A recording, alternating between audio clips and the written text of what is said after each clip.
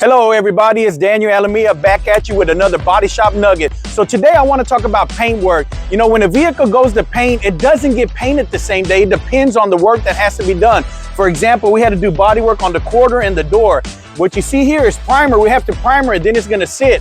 After that's done, then we have to sand it, we have to tape it off. So there's a process in the paint shop that has to be done. Some cars will spend 2, 3, maybe 4 days. It just depends on how big is the job. I'm going to show you what we're talking about.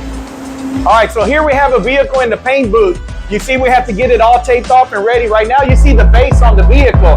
This is just the base coat. After that we put the shiny stuff, which is the clear coat. So here we are in the paint booth, and this is what happens when a vehicle comes to paint. It has to get taped off, everything. So now this vehicle is ready to go. We're gonna show you once the clear is on this video. Hey everybody, so we did get the clear on this vehicle. So now you see the product. It's nice and shiny. I just want to let you know that when this is done, the vehicle has to go to the buff line where it'll get buffed. So when the vehicle goes to the paint shop, it doesn't just spend 1 day. It can spend 3 to 4 days. You guys have... Hey everybody, so the vehicle came out of the paint shop. Now it's on our buff line. We have to buff some of the imperfection in the paint work. And as soon as the buffing's done, then the vehicle goes back to the body man. So there's the steps of what happens in the paint shop. First, we have to get primer on it, get it prepped.